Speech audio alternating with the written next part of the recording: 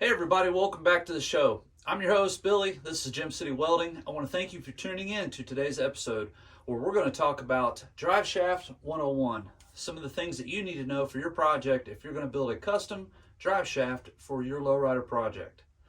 Also, we're going to talk about our 3K subscriber giveaway and just general stuff with what's going on the channel.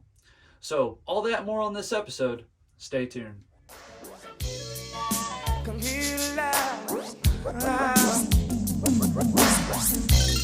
You know I've been searching for someone who can share that special love with me.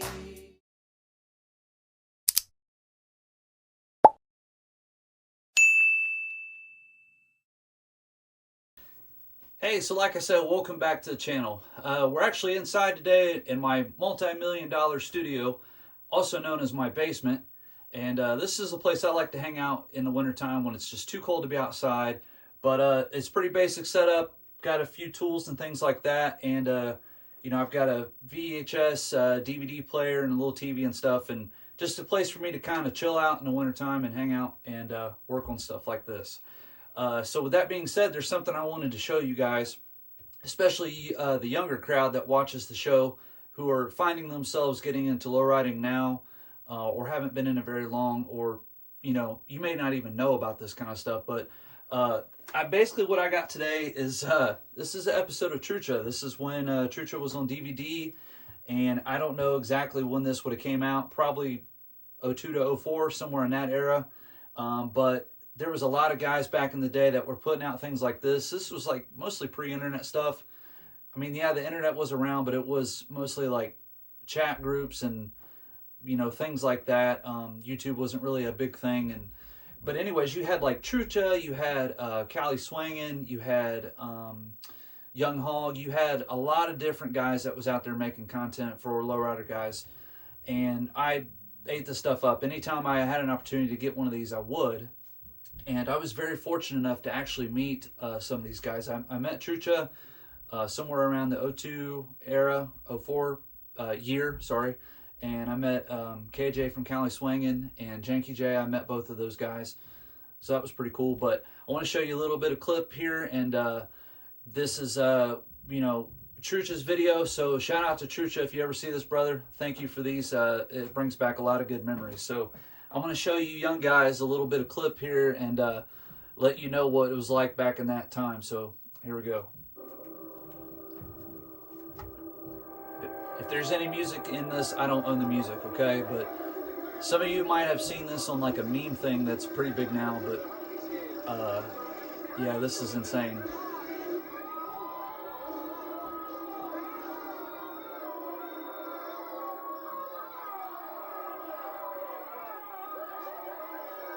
Yeah, so hopefully you could hear that. That's the reaction to what just happened. That was a Regal bumper check, and basically wheeling down the street and landed on top of a Roller 64. Eagle Eye in this video might spot KJ from Cali Swingin' in the background, but yeah, this was wild stuff back then.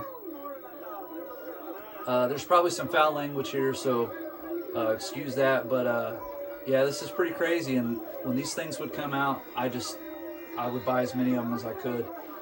But anyways, shout out to Trucha. Hey, thank you, buddy. So let's get on with the show.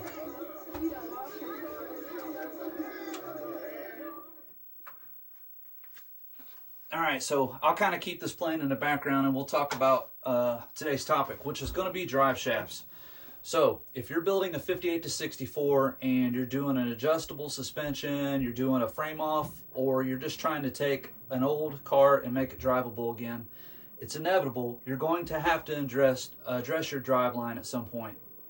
So what I have here today is an example of an original drive shaft, a replacement tail shaft, not tail shaft, rear section of the drive shaft. We'll talk about the tail shaft of the transmission in a few minutes, but carrier bearing and U-joint. So there's a lot of different things you need to consider when you're building your drive line for your car.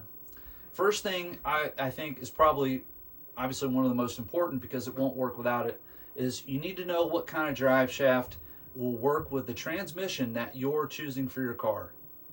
So a lot of talking here, but please stay with me. There's some information here that's not for everyone, but there's something in here that I believe can help you at some point. So hang with me. So drive shaft, you need to pick your transmission. In my case, I'm using my stock aluminum Power Glide. So this would be stock 64 Super Sport aluminum Power Glide.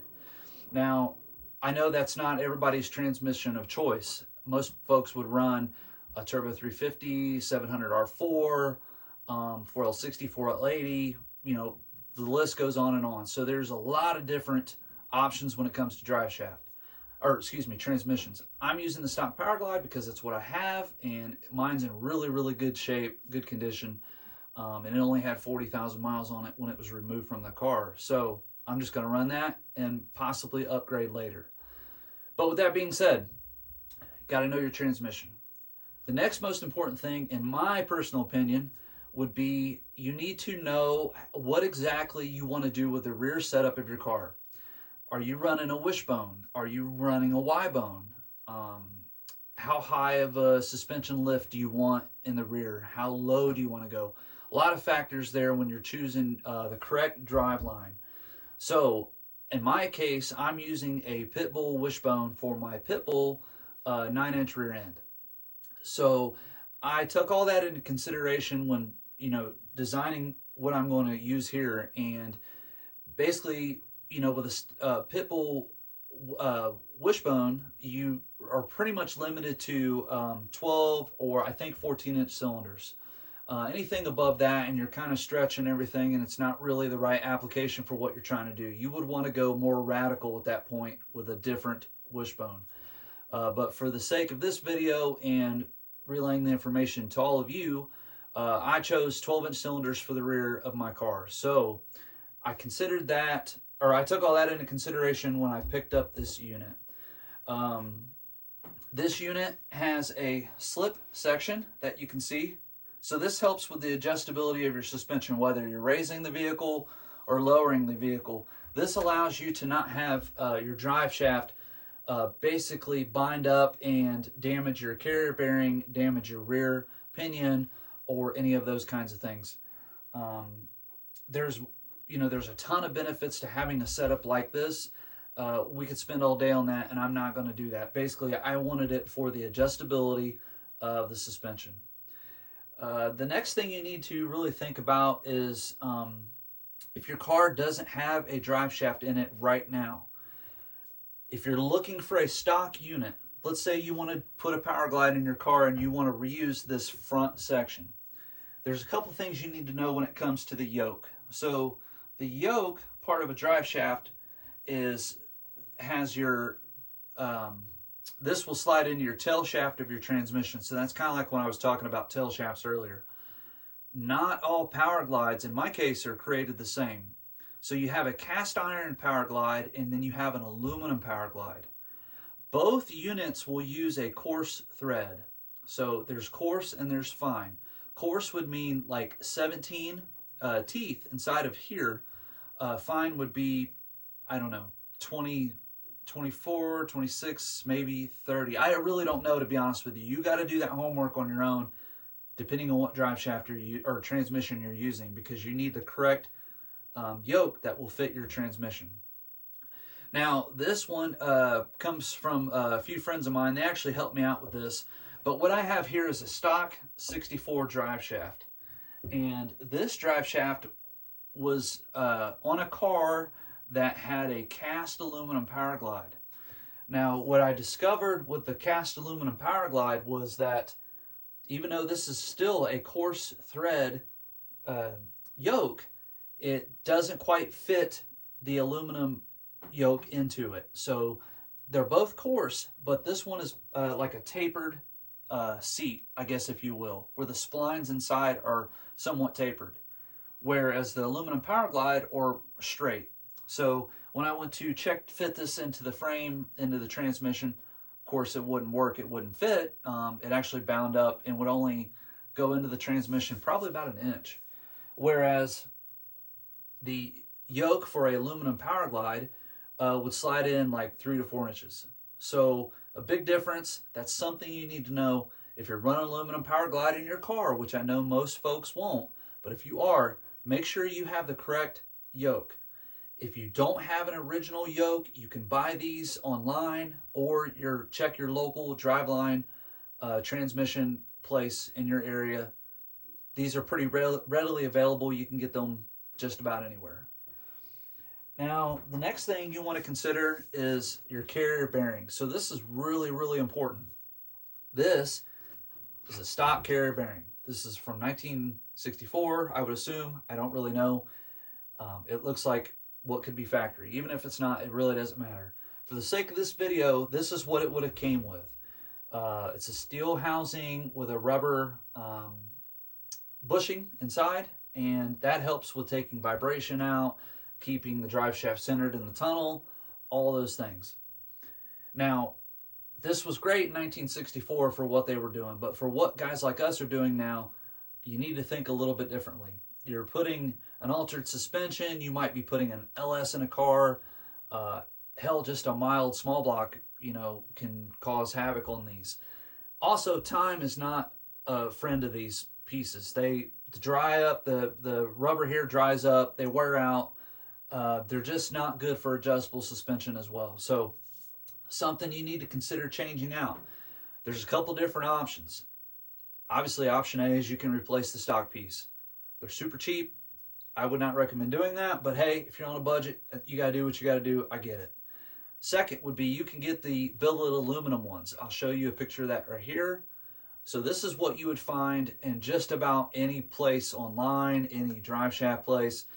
It's aluminum housing, and it has like a polyurethane center section where the bearing would be versus this rubber.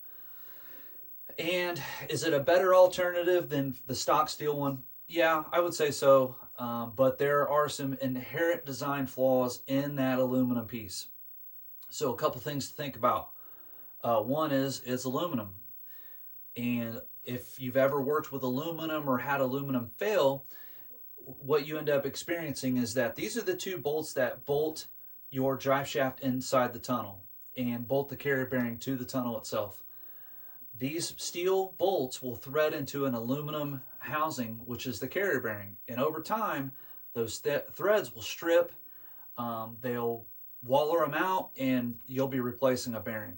Let's be honest, this type of setup takes a lot of abuse, especially on an adjustable suspension car. If you're hopping a car, always up and down, all the time, it's going to wear it out. And those threads will inevitably pull out of that aluminum housing. It happens. There's no way around it. The second thing is that the poly center section that they're replacing the rubber with, while it's a better alternative than the stock rubber piece, it too will fail over time. It's, subject to how much abuse you put it to, it will damage that, and inevitably it will wear out as well. So while it's a better alternative than a factory one, it's, in my personal opinion, not the best. Now, your other option that you can do, this is the route that I chose to go with my car, would be to use something like this. So this is available from Pitbull Hydraulics.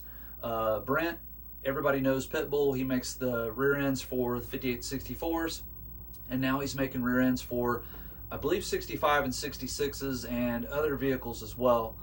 But anyways, Brent produces these. These are steel with grade 8 hardware. These are non-China bearing, so the likelihood of you ever having to replace this bearing is pretty slim. But in the event that you did have to replace this, it is a replaceable unit. Brent sells these 175 bucks shipped, so you would want to give Brent a holler. Of course, if you decide to go this route, be sure to tell him, hey, Billy from Gem City sent me. I want one of the bearings.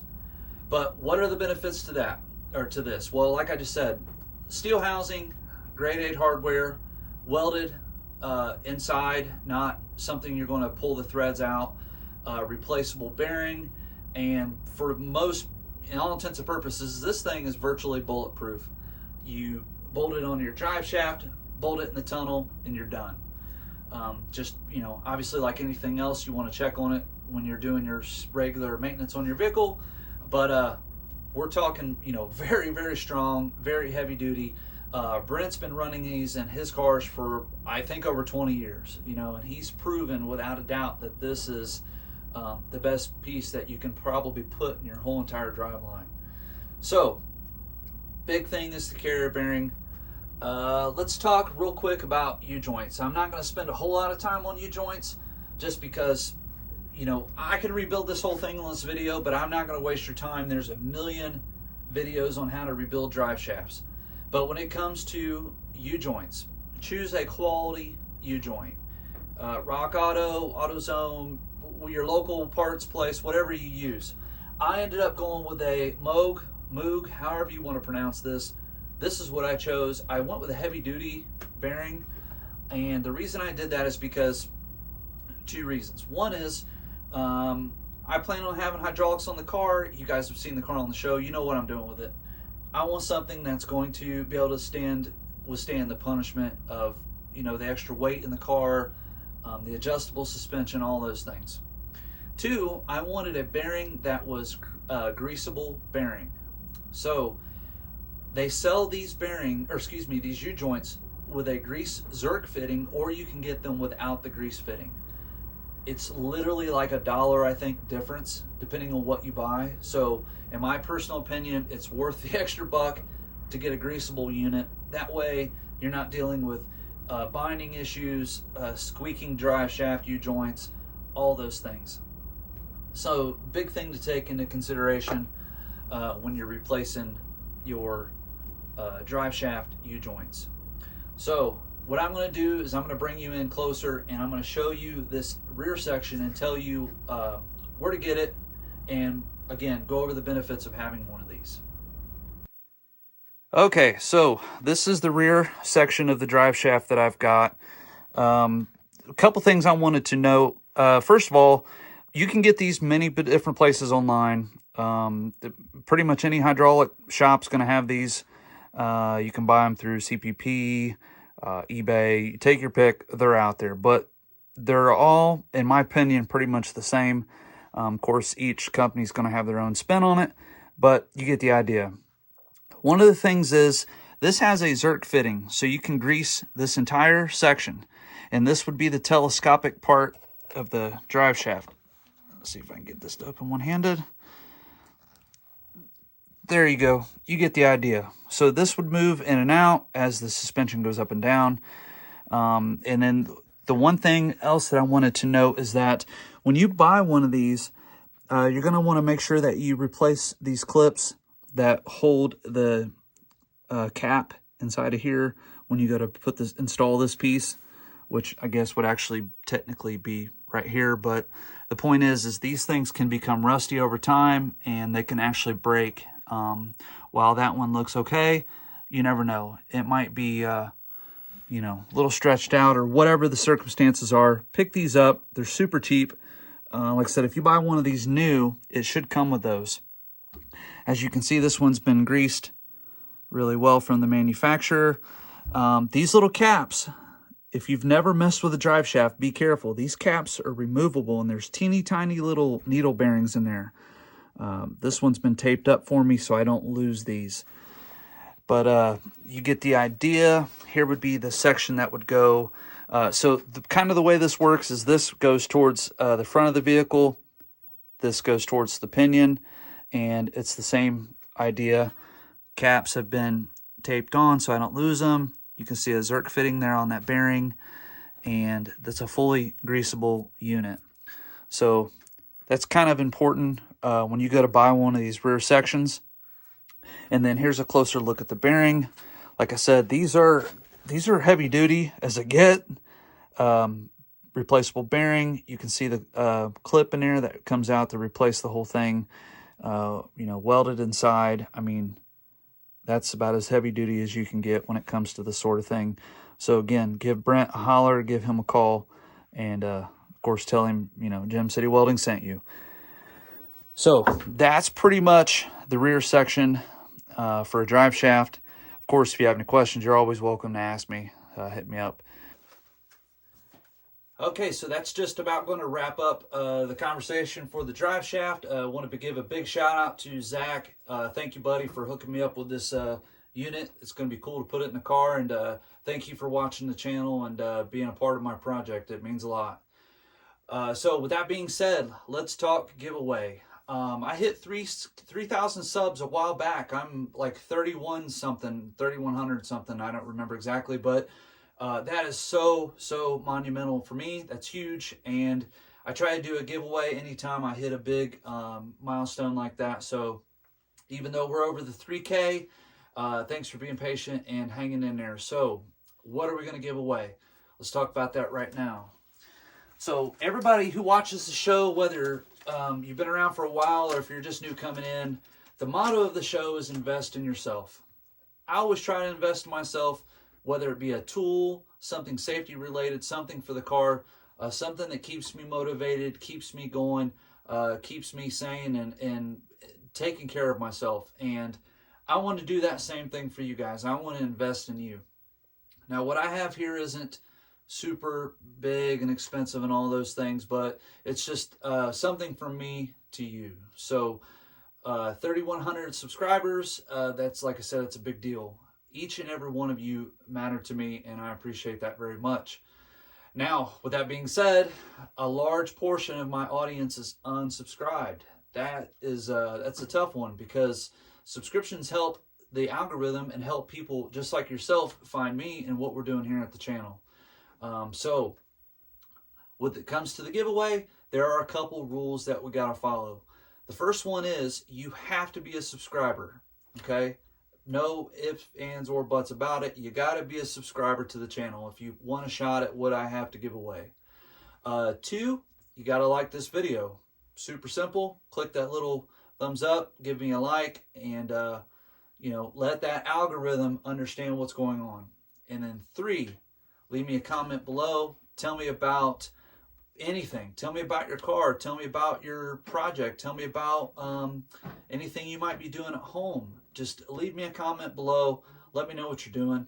I'll, of course, look at the comments like I always do, because I always try to help folks out when they have super technical questions when it comes to stuff like, a drive shaft or whatever. But my investment in you. I have everything here's from Harbor Freight. They're not a sponsor of the channel. This is just stuff that I picked up on my own dime. So I've got a soapstone marker set with a holder. Pretty important thing to have if you're doing metal fabrication. If you're reinforcing a frame, you need to cut steel, you need to mark steel. Soapstone, can't beat it. Next, what I have is a 6-in-1 pair of welpers. So welpers are welding pliers. These are specific for MIG welding, I guess flux, any type of welding really, but these are mostly MIG. They allow you to change out your contact tip, clean your nozzle, do all sorts of things. So these are really important to have, in my opinion. So I've got 6-in-1 welpers. And last but not least, I've got a XL pair of Vulcan MIG gloves. I love these things. I use them all the time. Again, not a product endorsement. This is just something I personally use. You can't beat them for what they cost at the store. You just can't beat them. So I've got 3 different things to give away. I'm hoping that somebody will appreciate this and be able to use these.